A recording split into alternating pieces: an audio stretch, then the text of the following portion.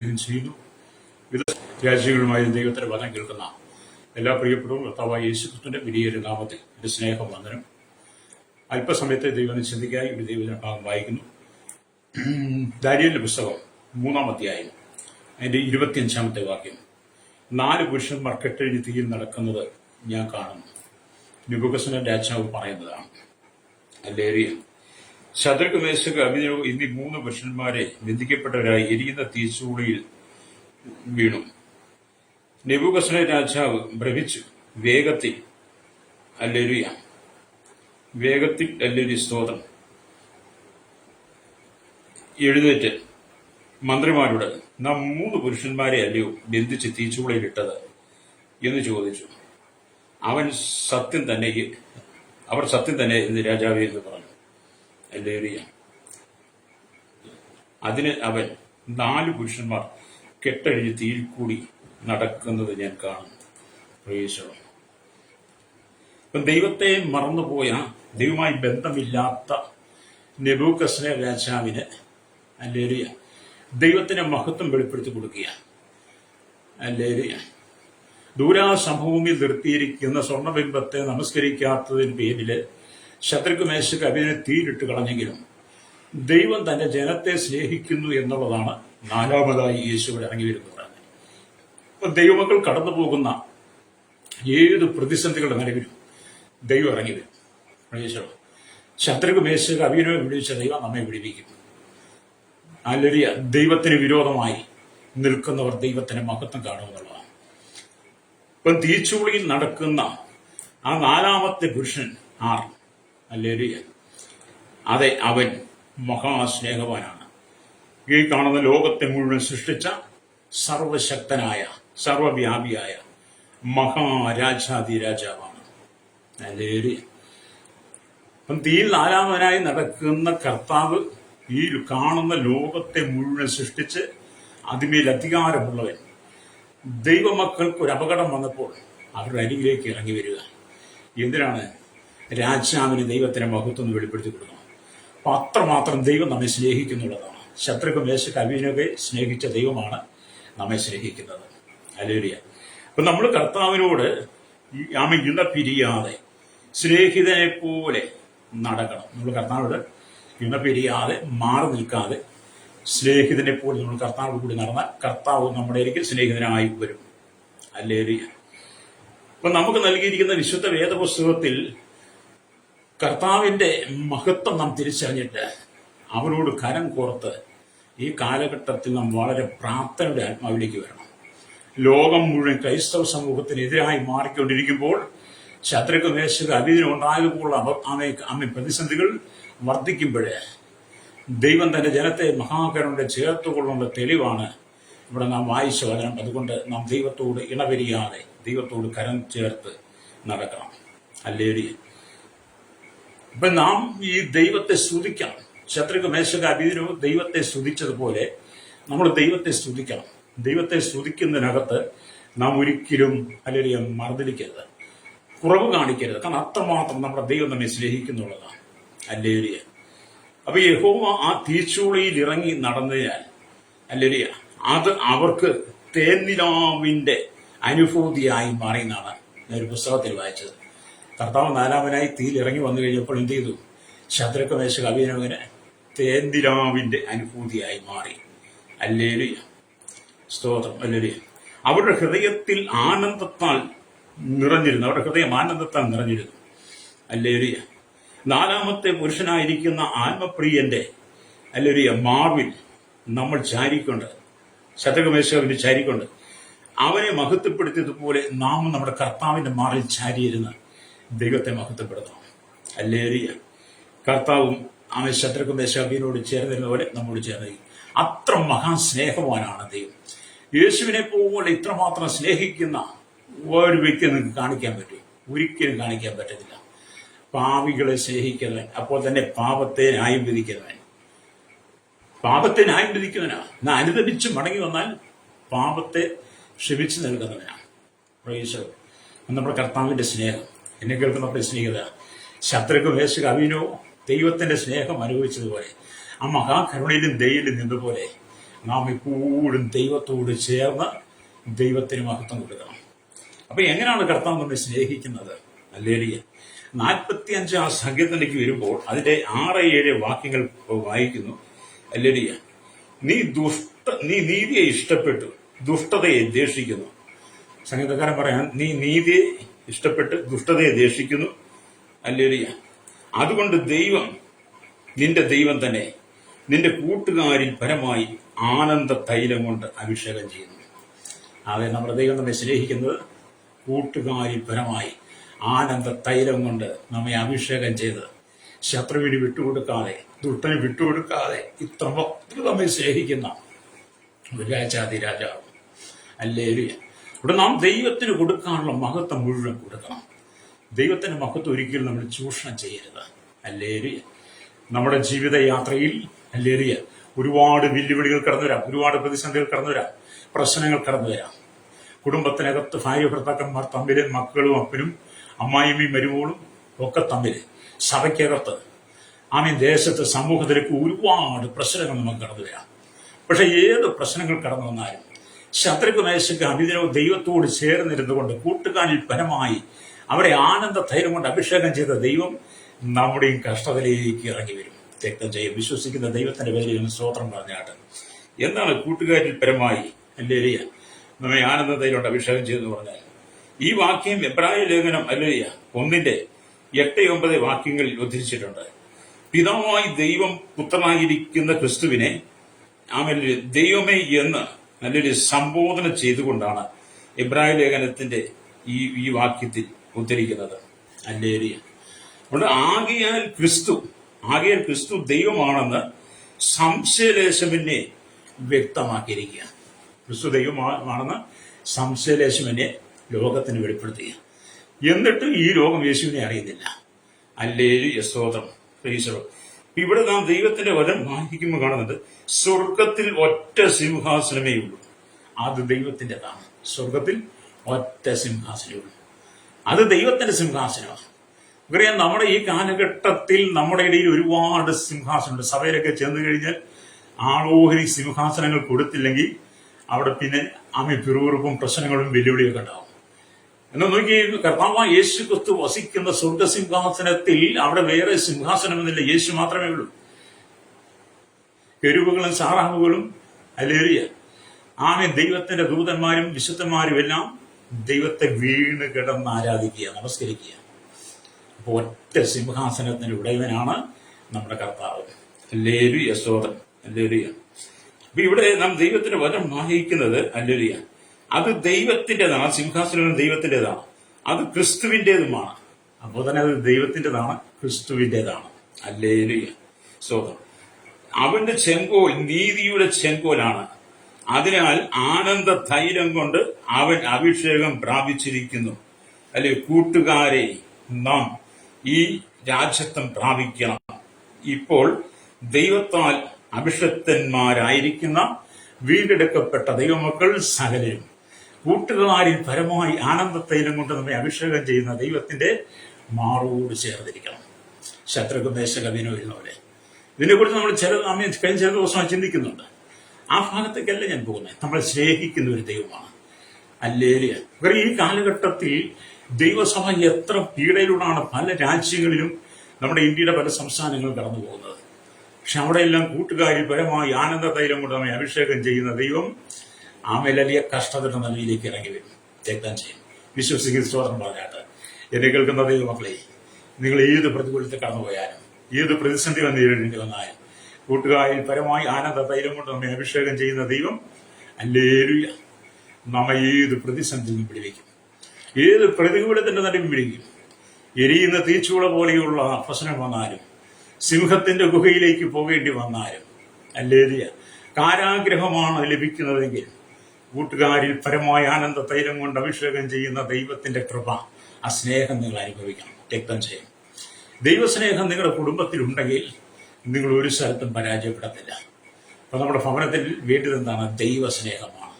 അവൻ കരുണയുള്ളവനാണ്, ദയയുള്ളവനാണ്, ദീർഘക്ഷമയുള്ളവനാണ്. ഹല്ലേലൂയ. സ്തോത്രം. അതുകൊണ്ട് എന്നെ കേൾക്കുന്നവരെ സ്നേഹിതരെ, ഹല്ലേലൂയ കൂട്ടുകാരിൽ പരമായുധമേ ആനന്ദ തൈലം കൊണ്ട് അഭിഷേകം ചെയ്യുന്ന ഹല്ലേലൂയ. രാജകീയ പുരോഹിതനാണ് യേശു. അപ്പോൾ തന്നെ കൂട്ടുകാരിൽ പരമായി ആനന്ദ തൈലം കൊണ്ട് നമ്മെ അഭിഷേകം ചെയ്ത് രാജകീയ പുരോഹിത വർക്കുമായി നമ്മെ ദൈവം തിരഞ്ഞെടുത്തിരിക്കുക. അതാണ് 1 പത്രോസ് ലേഖനം 2:9 നമ്മൾ വായിക്കുന്നത്. നിങ്ങളോ അന്ധകാരത്തിൽ നിന്റെ അത്ഭുത പ്രകാശത്തിലേക്ക് നിങ്ങളെ വിളിച്ചിരിക്കുന്നവന്റെ സൽഗുണങ്ങളെ ഘോഷിപ്പാൻ തക്കവണ്ണം തെരഞ്ഞെടുക്കപ്പെട്ട ജാതി, രാജകീയ പുരോഹിത വർക്കും വിശുദ്ധ സ്വന്തം ജനവുമാകുന്നു. മുമ്പേ നമ്മൾ ജനമല്ലാത്തവർ, ഇപ്പൊ ദൈവത്തിന്റെ ജനം. മുമ്പേ കരുണ ലഭിക്കാത്തവർ, ഇപ്പൊ കരുണ ലഭിച്ചവർ. അത് നമ്മുടെ ദൈവം നമ്മെ സ്നേഹിക്കുന്നത് അവനെ പോലെ തന്നെ രാജകീയ പൗരോഹിത്യം തന്ന് നമ്മെ ഈ ഭൂമിയിലാക്കി വെച്ചിരിക്കുമ്പോൾ, ഹല്ലേലൂയ, ജീവിതത്തിൽ ലഭിക്കുന്ന പാപസുഖങ്ങളിലേക്ക് പോകാതെ, ദൈവം നമുക്ക് തന്നിരിക്കുന്ന വിശുദ്ധിയെ നഷ്ടപ്പെടുത്തി കളയാതെ നമ്മുടെ യേശുവിനോട് ചേർന്ന് വസിക്കണം. രക്തജയം. ആരെങ്കിലും ജീവിതത്തിൽ നിരാശയുടെ നടുവിലാണെങ്കിൽ ഇന്ന് പകൽ ദൈവത്തിന്റെ ആത്മാവ് പറയുന്ന ദൂത്, കൂട്ടുകാരിൽ പരമായി ആനന്ദത്തിലൂടെ എന്നെ അഭിഷേകം ചെയ്യുന്ന ദൈവത്തോട് എനിക്ക് പറയാമോ, കർത്താവേ, അങ്ങ് എന്നിലേക്കൊന്ന് വരണമേ, എന്റെ ജീവിതത്തിലേക്കൊന്ന് വരണമേ, എന്റെ കുടുംബത്തിലേക്കൊന്ന് വരണമേ. കാലാകാലങ്ങളായി എന്റെ കുടുംബത്തിൽ ആമീൻ അലയടിച്ചുകൊണ്ടിരിക്കുന്ന പ്രശ്നങ്ങൾ ആർക്കും പരിഹരിക്കാൻ കഴിയാത്ത വിധത്തിൽ പ്രശ്നങ്ങൾ വർദ്ധിച്ചുകൊണ്ടിരിക്കുമ്പോൾ, ഭൂമിയിൽ ആർക്കും ഒരു പരിഹരിക്കാൻ കഴിയാതെ വരുമ്പോൾ, കൂട്ടുകാരിൽ പരമായി ആനന്ദ തൈലം കൊണ്ട് അഭിഷേകം ചെയ്യുന്ന ദൈവമേ, എന്റെ കുടുംബത്തിലേക്ക്, എന്റെ ജീവിതത്തിലേക്ക് ഇറങ്ങി വരണമെന്ന് നിങ്ങൾ കർത്താവോട് പറയുകയാണെങ്കിൽ അവൻ നിന്നെ വിടിവിക്കുക തന്നെ ചെയ്യും. ഈശ്വരം. അപ്പം ദൈവമക്കൾ ഒരു സ്ഥലത്തും പതറിപ്പോകണ്ട. ദൈവജനത്തിന് കഷ്ടങ്ങളുണ്ട്, ദൈവജനത്തിന് കഷ്ടങ്ങളുണ്ട്, ദൈവജനത്തിന് പീഡകളുണ്ട്. ബാബേലിലേക്ക് പിടിച്ചുകൊണ്ടുപോയ ശദ്രക്ക്, മേശക്ക്, അബേദ്നെഗോ, ദാനിയേലിന് കഷ്ടങ്ങളുണ്ടായിരുന്നു, പീഡകളുണ്ടായിരുന്നു. പക്ഷേ ഹല്ലേലൂയ, തീച്ചൂളയിലേക്ക് 4-ാമനായി ഇറങ്ങി വന്ന ദൈവം അവരെ വിടുവിച്ചു. ദാനിയേലിനെ പോലെ സിംഹത്തിന്റെ ഗുഹയിൽ വീണപ്പോഴും കൂട്ടുകാരിൽ പരമായി ആനന്ദ തൈലം കൊണ്ട് അഭിഷേകം ചെയ്യുന്ന ദൈവം ദാനിയേലിനെ സിംഹത്തിന്റെ ഗുഹയിൽ കാത്തു സൂക്ഷിച്ചു. ഹല്ലേലൂയ. ദാനിയേലിന് കേടും വരാതെ. അതെ, നമ്മളൊന്ന് ചിന്തിച്ചു നോക്കി, നമ്മുടെ ദൈവത്തിന്റെ സ്നേഹം എത്ര വലുതാണ്. നമ്മൾ യോഹന്നാന്റെ ലേഖനങ്ങളൊക്കെ വായിക്കുമ്പോൾ, യോഹന്നാന്റെ സുവിശേഷമൊക്കെ വായിക്കുമ്പോൾ നമ്മുടെ ദൈവം സ്നേഹമാണെന്നാണ് പറയുന്നത്. ഹല്ലേലൂയ. അത് ഏത് കഷ്ടപ്പെടുന്നവരിലേക്കും ഇറങ്ങി വന്നവരെ സ്നേഹിക്കുന്ന, മാറോട് ചേർത്ത് പിടിക്കുന്ന നമ്മുടെ ആത്മമണവാളനെ, ഹല്ലേലൂയ, നിന്റെ കുടുംബത്തിനകത്ത് നീ നിറയ്ക്കണം.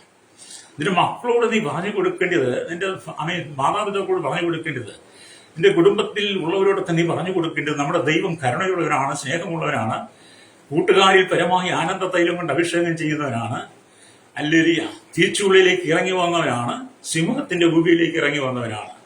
ആ ദൈവം നമ്മെ സ്നേഹിക്കുന്ന പോലെ ലോകത്തിൽ ആരും സ്നേഹിക്കുന്നില്ലെന്ന് നിങ്ങൾ നിങ്ങളുടെ മക്കളെ പഠിപ്പിക്കണം. ചേർത്താൻ നിങ്ങൾ നിങ്ങളുടെ മക്കളെയിലേക്ക് ഓരോ മൊബൈലും വാങ്ങി കൊടുത്തിട്ട് നിങ്ങൾ മൊബൈലുമായിട്ട് മാറിയിരുന്ന് അതേ തൂട്ടിക്കളിക്കാതെ അവരോട് യേശുവിനെ കുറിച്ച് പറഞ്ഞു കൊടുക്കണം. നിങ്ങളുടെ കുടുംബത്തിനകത്ത് ഫനാൻഷ്യം എന്താണ്? നിങ്ങളുടെ കുടുംബത്തിനകത്ത് കഷ്ടത എന്താണ്?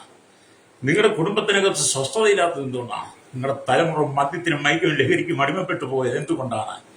കൂട്ടുകാരിൽ പരമായ ആനന്ദ തൈലം കൊണ്ട് നമ്മെ അഭിഷേകം ചെയ്യുന്ന ദൈവത്തിന്റെ സ്നേഹത്തെ നിങ്ങളുടെ മക്കളോട് നിങ്ങൾ പറഞ്ഞു കൊടുക്കുന്നതിന് പരാജയപ്പെട്ടു പോയി. അല്ലേരി. അപ്പൊ നമ്മൾ നമ്മുടെ മക്കളോട് ദൈവത്തെ കുറിച്ച് പറഞ്ഞു കൊടുക്കണം. ഇന്നത്തെ കാലഘട്ടത്തിൽ ഒരു കുടുംബത്തിനും സമാധാനമില്ല. അല്ലേരി. എല്ലാവരും ഈ ലോകത്തിന്റെ ഇഷ്ടങ്ങൾക്കനുസരിച്ച് ലോകത്തിന്റെ ഇംഗിതങ്ങളിൽ മയങ്ങി ഇവിടുത്തെ സുഖലോലുപ ജീവിതത്തിൽ വീണിരിക്കുക. അല്ലേരിയ. അതെല്ലാം താൽക്കാലികമാണ് പ്രിയരെ. അല്ലേരിയ. ഇന്ന് പകരം ഈ ദൈവത്തിന്റെ വചനം കേൾക്കുന്ന പ്രിയ ശ്രോതാവ് ഞാൻ പറയട്ടെ, നീ ഇപ്പോൾ അനുഭവിക്കുന്ന കഷ്ടത, നീ ഇപ്പോൾ അനുഭവിക്കുന്ന സങ്കടം, നിന്റെ കണ്ണുനീര് കാണുന്നൊരു ദൈവമുണ്ട്. നിന്നെ വിടിവിക്കാനവൻ നിന്നോടൊപ്പം ഇറങ്ങി വരും. നിനക്ക് സ്വാതന്ത്ര്യത്തിൽ എന്നെ ആശ്വസിപ്പിക്കുവാൻ കൂട്ടുകാരിൽ പരമായ ആനന്ദ തൈലം കൊണ്ട് അഭിഷേകം ചെയ്യുന്ന ദൈവം നിന്റെ പ്രാർത്ഥനാ മുറിയിലേക്ക് ഇറങ്ങി വരും. അല്ലേരി. നമ്മൾ മക്കളോട് എന്ത് ചെയ്യണം? ദൈവത്തെക്കുറിച്ച് പറഞ്ഞു വിടുകയാണ്. അപ്പൊ ഇന്ന് പറയാ സഭായോഗമാണ്. അല്ലേരിയ. പല ആളുകൾ സഭായോഗത്തിന് വരത്തില്ല. 10 മണിയാകുമ്പോഴത്തേക്ക് ഫോൺ എടുത്തിട്ട് വിളിച്ചു പറയും, എന്റെ പാസ്റ്ററെ ഞങ്ങൾക്കൊന്നും വരാൻ പറ്റത്തില്ല. കാരണം ദൈവത്തിന്റെ സ്നേഹം മാത്രമേ അവർ അനുഭവിച്ചിട്ടുള്ളൂ. അല്ലേരിയ. ചിലര് സഭായോഗത്തിന് വരുന്നത് 11 മണിക്കാണ്. 11 മണിക്കും 11:15 പാട്ടുപാടി ആരാധിച്ച് സംഗീതത്തിനൊക്കെ വായിച്ചു കഴിയുമ്പോൾ സഭയ്ക്കകത്തേക്ക് ആമി കുറുക്കൻ വന്ന് പമ്മി കയറുന്നത് പോലെ വന്ന് പമ്മി കയറി വരും. അല്ലേരിയ. അല്ലെ, അങ്ങനെയല്ല കേട്ടോ. 10 മണിക്ക് സഭായോഗം. നിങ്ങളുടെ സഭയിൽ ഏത് സമയത്താണ് സഭായോഗം ക്രമീകരിക്കുന്നെങ്കിൽ ആ സമയത്തിന് മുമ്പേ നിങ്ങൾ കടന്നു വേണം. അല്ലേരിയ. പാപികളും ദോഷികളുമായിരുന്ന നിങ്ങൾക്ക് വേണ്ടി സ്വർഗത്തിലെ ദൈവം ഹല്ലേലൂയ തന്റെ മഹത്വമൊക്കെ വെടിഞ്ഞ് ഈ ഭൂമിയിലേക്ക് വന്ന് നമുക്ക് വേണ്ടി കാൽവരി ക്രൂശിൽ പരമയാഗമായി അവന്റെ അവസാനത്തുള്ള രക്തം വരുത്തുന്ന നമ്മുടെ പാപങ്ങളെ കഴുകിയെടുത്ത യേശുവിനെ കുറിച്ച് നമ്മൾ പറയുക. യേശുവിനെ ആരാധിക്കാൻ വേണ്ടി സഭായോഗത്തിന് കൃത്യമായിട്ട് കടന്നു വരണം. ഞായറാഴ്ച സഭായോഗം ഉള്ള ദിവസങ്ങൾ നിങ്ങൾ കല്യാണത്തിന് പോകരുത്, കീറിത്താമസത്തിന് പോകരുത്, നിങ്ങൾ മറ്റൊരു കാര്യങ്ങൾക്കും പോകരുത്, ലോകപ്രകാരമുള്ള ഒന്നിനും നിങ്ങൾ പോകരുത്. ജീവിതത്തിൽ ഏറ്റവും പ്രാധാന്യം സഭായോഗത്തിന് കൊടുക്കണം. സഭായോഗത്തെ നമ്മുടെ ജീവിതത്തിൽ നമ്മൾ നിലനിർത്തുമ്പോഴാണ്, ആ സന്തോഷത്തിലാണ് നമ്മുടെ ദൈവത്തിന്റെ സ്നേഹം നമുക്ക് അനുഭവിക്കുന്നത്. ഇന്നത്തെ കാലഘട്ടം സഭയ്ക്കകത്ത് ആൾക്കാർ കുറഞ്ഞുകൊണ്ടിരിക്കുന്നു. എന്തുകൊണ്ടാണ് ലോകത്തിന്റെ ഇഷ്ടങ്ങളിലൂടെ യാത്ര ചെയ്യുക? ഹല്ലേലൂയ, സ്തോത്രം. പ്രിയ മാതാവി പിതാവി, നാം ദൈവത്തിലേക്ക് മടങ്ങി വരണം. നമ്മൾ ദൈവമായിട്ട് ബന്ധമില്ല, ദൈവമായിട്ട് ചേർച്ചയില്ല, ദൈവമായിട്ട് അടുത്ത് വസിക്കാതെ ഒരു സഭയിലും പോകാതെ നമ്മൾ സ്വന്തം ബലത്തിൽ ആശ്രയിച്ച്, സ്വന്തം ഇഷ്ടപ്രകാരം സുഹിതത്തിൽ ആശ്രയിച്ചൊക്കെ നമ്മുടെ ജീവിതത്തിൽ മുന്നോട്ട് പോയാൽ നമ്മുടെ പല വേളകളിലും ദൈവം നമുക്ക് അനുകൂലമില്ലാതെ വരും. ചെറിയ കല്യാണമൊക്കെ വരുമ്പോഴത്തേനും പലരുടെയും കല്യാണം നടത്താൻ ദൈവസഭ തയ്യാറല്ല. മനുഷ്യൻ മരിച്ചു കഴിയുമ്പോൾ മരണ ശുശ്രൂഷ ചെയ്യാൻ പലരും തയ്യാറല്ല. കാരണം എന്ന് വെച്ചാൽ ഈ പുള്ളി ദൈവസഭയിൽ വന്നിട്ടേ ഇല്ല. ഇവർക്ക് ദൈവസഭയായിട്ട് ബന്ധമില്ല. ഇവർക്ക് ആകെപ്പാടെ ദൈവസഭയുടെ ബന്ധം എന്ന് പറയുന്നത് അവരുടെ മക്കളിലേക്ക് വിവാഹം. ഹല്ലേലൂയ. അവർക്ക് മരിച്ചാൽ അടക്കാൻ ഒരു സെമിത്തറി വേണം, അത് ശുശ്രൂഷ ചെയ്യാൻ ദൈവദാസന്മാർ വേണം. പലരുടെയും ബന്ധമത. അല്ലെങ്കിൽ പലരും അതിനു വേണ്ടിയിട്ട് സഭയിൽ ചേർന്നേക്കുന്നത്. വീണ്ടെടുപ്പിന്റെ സന്തോഷം എന്ന് പറയുന്ന അവരുടെ ഉള്ളിലില്ല. എന്നെ കേൾക്കുന്ന ശ്രോതാവേ, വീണ്ടെടുപ്പിന്റെ സന്തോഷം നമ്മുടെ ജീവിതത്തിലുണ്ടാകണം. രക്തം ചെയ്യണം. ഇന്ന് പകരം ദൈവത്തിന്റെ വചനം കേട്ടുകൊണ്ടിരിക്കുന്ന മാതാപിതാവേ, നിന്റെ ജീവിതത്തിൽ ഏറ്റവും പ്രാധാന്യം നീ യേശുവിന് കൊടുക്കണം. നിന്റെ ജീവിതത്തിൽ ഏറ്റവും പ്രാധാന്യം നീ യേശുവിന് കൊടുക്കണം.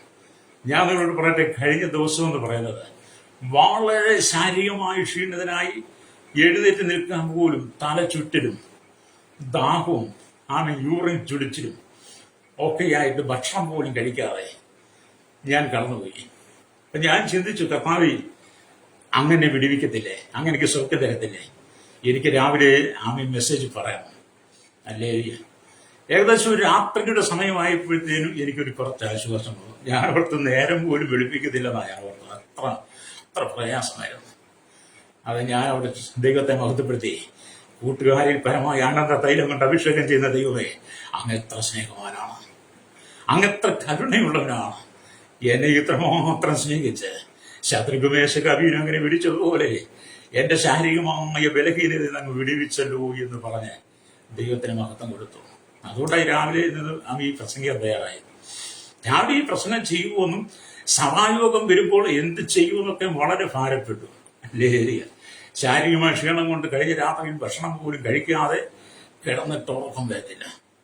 പക്ഷെ ദൈവം കൂടെയുണ്ട്. പ്രിയരെ, യേശു കൂടെയുണ്ടായിരുന്നുകൊണ്ട് ഞാൻ സന്തോഷവാനാണ്. അപ്പൊ നിങ്ങൾ എന്ത് ചെയ്യണം? യേശുവിന് നിങ്ങളുടെ ജീവിതത്തെ കൊടുക്കണം. അല്ലേ, കാരണം ചൈന എന്ന് പറയുന്ന രാജ്യത്തിൽ അല്ലേരിയ ഒരു പാസ്റ്റർ ദൈവത്തിൽ വിശ്വസിച്ചത് കൊണ്ട്, ദൈവസ്നേഹത്തിൽ താൻ നിറഞ്ഞതുകൊണ്ട്, വിശ്വാസ നിമിത്തവും യേശുവിനെ അദ്ദേഹം ഹൃദയം കൊണ്ട് ശിക്ഷിച്ച് യേശുവിനെ കുറിച്ച് പറഞ്ഞതുകൊണ്ടും 40 വർഷം ഭയങ്കരമായ ജയിൽവാസവും ഉപദ്രവങ്ങളും അനുഭവിച്ചു എന്നാണ് ഞാൻ പുസ്തകത്തിൽ വായിച്ചു.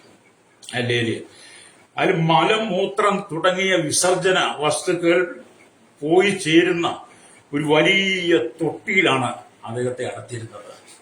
അല്ലേ, നിങ്ങൾക്കറിയാം, ആ ജയിലിനകത്തുള്ള എല്ലാ തടവുപുള്ളികളും ചെയ്യുന്ന മലമൂത്ര വിസർജനങ്ങൾ ചെന്ന് ചേരുന്ന ആ വലിയ സ്ഥലത്താണ് ഈ ദൈവദാസനെ പാർപ്പിച്ചിരുന്നത്.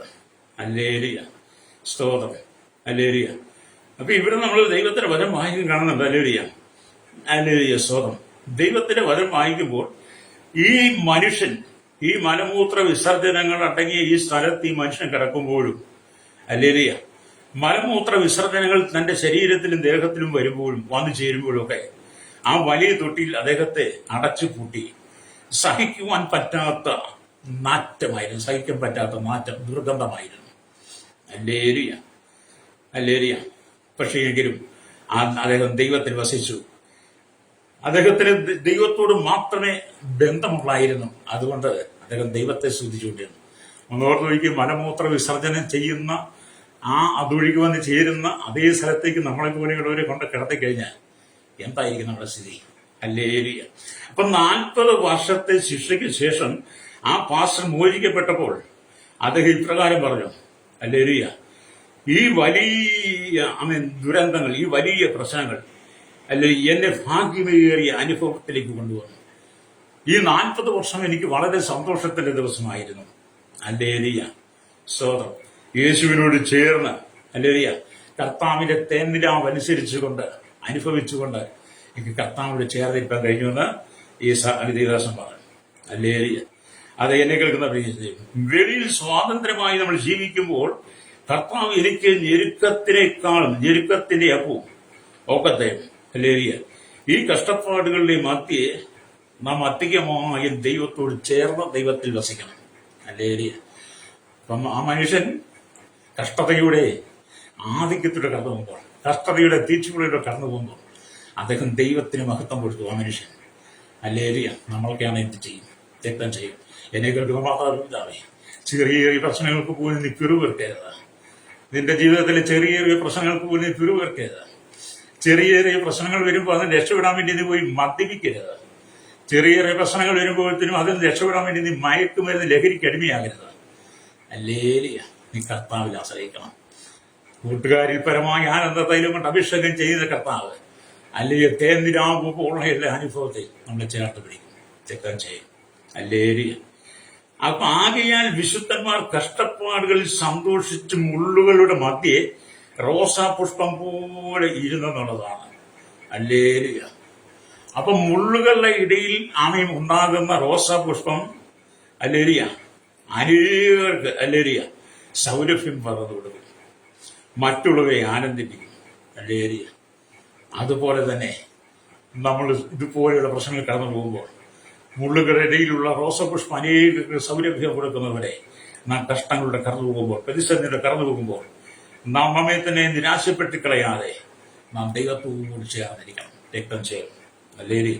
അതുകൊണ്ടാണ് ക്രിസ്ത്യൻ ജീവിതമൊക്കെ അനുഗ്രഹിക്കപ്പെടുക എന്ന് പറയുന്നത്. ഇപ്പൊ നമ്മൾ അപ്പോസ്തല പ്രവൃത്തിയിലേക്കൊക്കെ വരുമ്പോൾ നമുക്ക് കാണാൻ കഴിയുന്നുണ്ട്. ഹല്ലേലൂയ. അപ്പോസ്തല പ്രവൃത്തിയിലേക്ക് വരും 16-ാം അധ്യായം. ഹല്ലേലൂയ. 16-ാം അധ്യായത്തിന്റെ 25-ാമത്തെ വാക്യത്തിലേക്ക് വരുമ്പോൾ പൗലോസിനെ ശീലാസിനെ ആ കാലഘട്ടത്തിലെ ആളുകൾ കാരാഗ്രഹത്തിലാണ്. ഹല്ലേലൂയ. കാരാഗ്രഹത്തിൽ പൗലോസിനെ ശീലാസിനെ അടച്ചെങ്കിലും അവർ ഒരിക്കലും നിരാശരല്ല.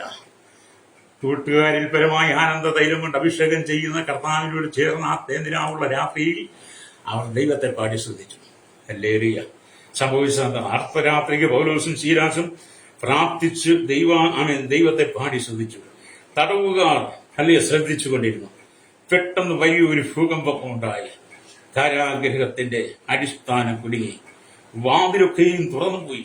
എല്ലാവരുടെയും ചങ്ങല അഴിഞ്ഞു വീണു. കാരാഗ്രഹ പ്രമാണി ഉറക്കമുണർന്ന കാരാഗ്രഹത്തിന്റെ വാതിൽ തുറന്നിരിക്കുന്നത് കണ്ടിട്ട് ചങ്ങല ഓടിപ്പോയി കളഞ്ഞു എന്ന് ഊഹിച്ച് വാളൂരി തന്നെത്താൻ കൊല്ലുവാൻ തീരുമാനിച്ചു. അപ്പോൾ പൗലോസ് പറഞ്ഞു, നിനക്കൊരു ദോഷവും വരരുത്, നിനക്കൊരു ദോഷവും വരരുത്. നീ അങ്ങനെ ദോഷം ചെയ്തത്. ഞങ്ങളെല്ലാവരും ഇവിടെ ഉണ്ട്. ഞങ്ങളെല്ലാവരും ഈ കാരാഗ്രഹം ആരും ഇവിടുന്ന് രക്ഷപ്പെട്ടിട്ടില്ല. ഹല്ലേലൂയ. അത് സ്നേഹിത കൂട്ടുകാരിൽ പരമായ ആനന്ദ തൈലം കൊണ്ട് നമ്മെ അഭിഷേകം ചെയ്യുന്ന ദൈവം, ഹല്ലേലൂയ, പൗലോസും ശീലാസും കാരാഗ്രഹത്തിൽ കടന്നപ്പോൾ ഹല്ലേലൂയ അവരുടെ അരിയിലേക്ക് ഇറങ്ങി വന്നു. നമുക്കറിയാം, പത്രോസിനെ ജയിലിലടച്ചു. ആമേൻ ചങ്ങലയാൽ ബന്ധിച്ചു. ആമേൻ കാരാഗ്രഹം സൂക്ഷിപ്പുകാരെ പത്രോസിനെ സൂക്ഷിച്ചുകൊണ്ടിരിക്കുക. പക്ഷെ ദൈവത്തിന്റെ ദൂതന്മാർ ഇറങ്ങി വന്നിട്ട് പത്രോസിന്റെ വിലാപ്പുറത്ത് തട്ടി വിളിച്ചിട്ട്, അരമുറുകെ ചെരുപ്പെട്ട് എന്റെ പുറകെ വരിക. ഹല്ലേലൂയ. പത്രോസ് ഒരു സ്വപ്നം കാണുന്നത് പോലെ. ഹല്ലേലൂയ. പത്രോസ് അവിടുത്തെ സ്വപ്നമായിരിക്കുമോ? അങ്ങനെ 1-ാം കാവിലും 2-ാം കാവിലും പുറത്തുള്ള ഇരുമ്പ് കാവിലും കടന്നപ്പോഴാണ് പത്രോസിന് മനസ്സിലായത്, ഹല്ലേലൂയ, സ്വർഗ്ഗം ഈ കാരാഗ്രഹത്തിലേക്ക് ഇറങ്ങി വന്ന അവന്റെ സ്നേഹം എത്രമാത്രം വലുതാണ്. ഹല്ലേലൂയ. കാരാഗ്രഹത്തിൽ എന്നെ സൂക്ഷിക്കാൻ ആ രാജകീയ മഹാപുരോഹിതൻ, രാജാതിരാജാവ്, കൂട്ടുകാരിൽ പരമായ ആനന്ദ തൈലം കൊണ്ട് അഭിഷേകം ചെയ്യുന്ന ദൈവം പൗലോസിന്റെ ശീലാസിന്റെ അരിയിലേക്ക് പത്രോസിന്റെ അരിയിലേക്ക് ഇറങ്ങി വന്നു.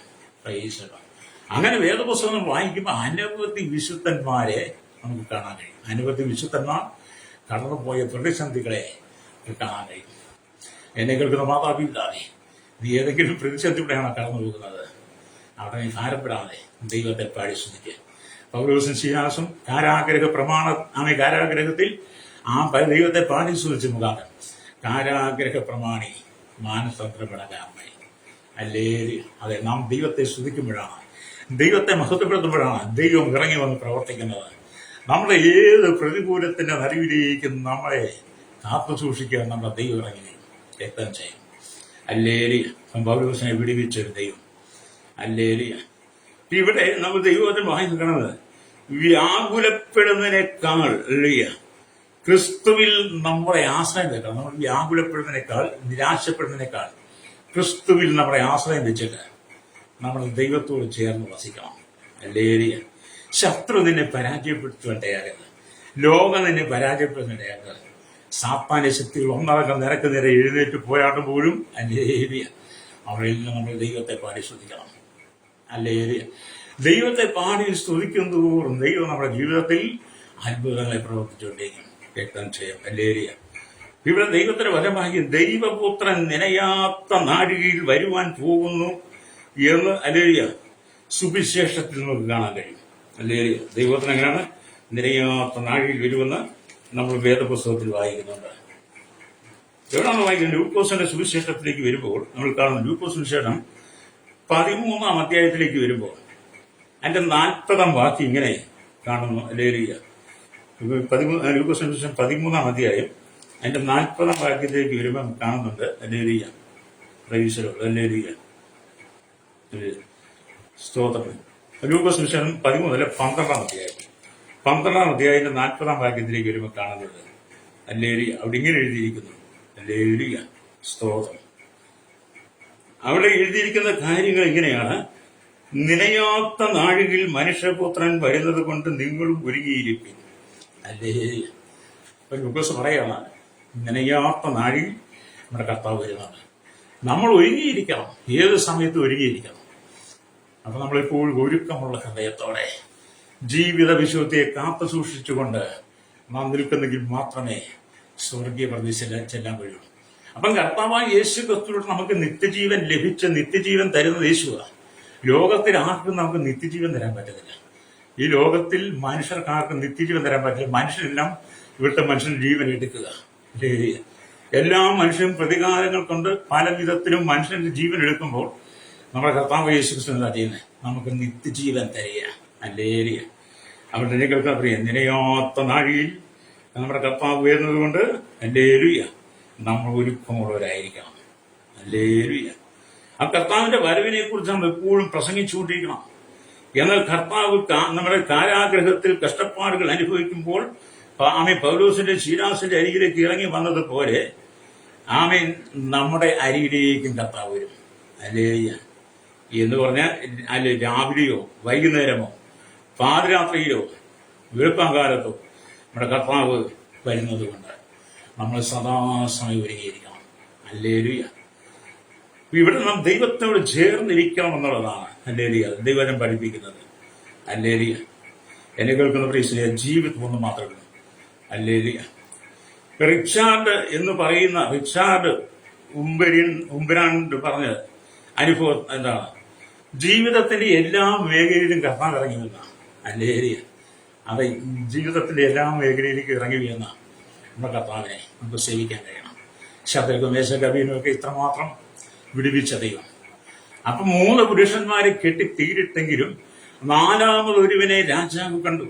അത് ഈ ലോകത്തിന് കർത്താവ് തന്നെ വെളിപ്പെടുത്തി കൊടുക്കുന്നത് നമ്മുടെ കൂടെ ആകട്ടോ. രക്തം ചെയ്യാം. അല്ലേലിയ. ആമേൻ ആമേ. അതുകൊണ്ട് എനിക്ക് കേൾക്കുന്ന നമ്മുടെ കർത്താവ് ആശ്വാസപ്പെടുക. അല്ലേലിയ. നമ്മെ കൈവിട്ട് കളയാതെ നമ്മെ സ്നേഹിക്കുന്ന ദൈവം. അല്ലേലിയ. ഇവിടെ നാം ദൈവത്തിന്റെ വചനമായി യോഹന്നാന്റെ സുവിശേഷം 14-ാം അധ്യായം അല്ലേലിയ 14-ാം അധ്യായം അതിന്റെ 17-ാം വാക്യത്തിലേക്ക് വരുമ്പോൾ ഇങ്ങനെ എഴുതിയിട്ടുണ്ട്: ലോകം അവനെ കാണുകയോ അറിയുകയോ ചെയ്യുകയില്ല, അത് അവനെ ലഭിക്കാൻ കഴിയില്ല. നിങ്ങളോ അവൻ നിങ്ങളോട് കൂടെ വസിക്കുകയും നിങ്ങൾ ഇരിക്കുകയും ചെയ്യുന്നത് കൊണ്ട് അവനെ അറിയുന്നു. അല്ലേലിയ. അത് ഈ ലോകക്കാർക്ക് യേശുവിനെ അറിയാൻ കഴിയത്തില്ല. പക്ഷെ നമ്മൾ കർത്താവിനോട് ഇരിക്കുകയും അവരോട് വസിക്കുകയും ചെയ്യുന്നത് കൊണ്ട് നമ്മൾ കർത്താവിനെ അറിയുന്നു. അത് ഞാൻ നിങ്ങൾക്കൊരു പ്രാർത്ഥിക്കാൻ കഴിയുക. വളരെ ശരീരമായ ക്ഷീണങ്ങളുണ്ടെങ്കിലും ദൈവം നമ്മെ ബലപ്പെടുത്തട്ടെ. കൂട്ടുകാരിൽ പരമായ ആനന്ദ തൈലം കൊണ്ട് അഭിഷേകം ചെയ്യുന്ന ആ ദൈവത്തിന്റെ സ്നേഹം അനുഭവിപ്പാൻ നമ്മളെ തന്നെ താഴ്ത്തിയേൽപ്പിച്ചാണ് കണ്ണുകളൊറ്റാണ്. പരിശുദ്ധ ഞങ്ങൾ നല്ല ദൈവം ഈശ്വർക്ക് പിതാവേ, അനുഗ്രഹിക്കപ്പെടാൻ നല്ല സന്നിധരായി ഈ ദൈവത്തിന് കേട്ടുകൊണ്ടിരിക്കുന്ന വലിയവരെയും ചെറിയവരെയെല്ലാം കർത്താവിന്റെ കരങ്ങളേൽപ്പിക്കുകയാണ്. കർത്താവിന്റെ സ്തോത്രം. 4 പുരുഷന്മാർ കെട്ടഴിഞ്ഞ് തീയിൽ നടക്കുന്നത് ഞാൻ കണ്ടുവന്ന് രാജാവ് പറഞ്ഞതുപോലെ ആ ദൈവസ്നേഹം കൊണ്ട് ഇറങ്ങി വന്ന് കൂട്ടുകാരിൽ പരമായ ആനന്ദ തൈലം കൊണ്ട് അഭിഷേകം ചെയ്യുന്ന ആ അനുഭവം ശബ്ദകവിനും അനുഭവിച്ചതുപോലെ കാരാഗ്രഹത്തിൽ അമരടക്കപ്പെട്ട പൗലോസും ശീലാസും പത്രോസും ഒക്കെ ഹല്ലേലൂയ ദൈവസ്നേഹത്തിന്റെ ആഴങ്ങളിലേക്ക് കടന്നു വന്നതുപോലെ കർത്താവേ, ഞങ്ങളെ ആ ദൈവസ്നേഹത്തിൽ നിറയ്ക്കണമേ. ഇന്ന് പകൽ കഷ്ടത അനുഭവിക്കുന്ന മമ്പെടുന്ന ജീവിതത്തിൽ നിരാശപ്പെടുന്ന എല്ലാവരും ദൈവം വിടുവിക്കണം. ആശ്വാസം കൊടുക്കണമേ. ആരും നിരാശപ്പെട്ടാൻ തകർന്നു പോകാതെയാകരുത്. ആത്മാവ് നിറഞ്ഞ് ദൈവത്തോട് ചേർന്ന് വസിപ്പാടെയാണ്. ഞങ്ങളുടെ കർത്താവ് village panchayat municipality corporation taluk ജില്ലാ പ്രധാനമന്ത്രി സംസ്ഥാനങ്ങൾ രാജ്യങ്ങൾ ഭരിക്കുന്നവരെ രാജകന്മാർ രാജ്യങ്ങൾ പ്രധാനമന്ത്രി പ്രസിഡന്റ് ഗവർണർ പട്ടാള നേതാവ് ഗോത്രങ്ങൾ ദ്വീപുകളെ ആദിവാസികൾ സൈലന്റിലായിരിക്കുന്ന സകല ജനതയും കരസേന വ്യോമൻ സാവീസന അധികാരികൾ അതിർത്തികൾ കാക്കുന്ന BSCRP പടക്കമുള്ള ക്രമസമാധാന ബാലകർ നിയമനിർമ്മാണം നിൽക്കുന്ന രഹസ്യാന്വേഷണ വിഭാഗങ്ങളെ പോലീസിന്റെ വിവിധ സെക്ഷനെ എക്സൈസ് ഫോറസ്റ്റ് ഫയർഫോഴ്സ് വിഭാഗങ്ങൾക്കായി ജുഡീഷ്യൽ വിഭാഗങ്ങൾക്കായി സകലമേലും പുതുമേലും ആരോഗ്യമേലും വിദ്യാഭ്യാസ സാമ്പത്തിക മേലും ആയിരിക്കുന്ന എല്ലാ പ്രിയപ്പെട്ടവരും സൂക്ഷിക്കണമേ. മാരകമായ രോഗങ്ങൾക്കും പ്രതിസന്ധികൾക്കും കടക്കണിയാനും ഞെരുക്കങ്ങൾ കൊണ്ടും വിവിധ പ്രതിസന്ധികളെ കടന്നു പോകുന്ന ദൈവമക്കളെയും ദീർദാസന്മാരെയും വിടിവിക്കാനായി പ്രാർത്ഥിക്കുന്നു. ഹല്ലേലൂയ. സ്തോത്രം സ്തോത്രം സ്തോത്രം. ശൈശവത്തിൽ ബാല്യകൗമാരി യൗവനത്തിൽ പാർട്ട്മെന്റിലും ഞാനും ഒരുപത്തെ അശാമ യാചകോർപ്പിച്ച് ജൂബിലി പോയി തടവറയിലായിരിക്കുന്ന എല്ലാ ജനത്തെ അനുഗ്രഹിക്കണമേ. കഷ്ടതകളിലേക്ക് ഇറങ്ങി വരുന്ന ദൈവത്തിന്റെ സാന്നിധ്യങ്ങളെ പകർന്നാട്ട് യേശുവിന്റെ നാമത്തിൽ തന്നെ ആമേൻ ആമേൻ.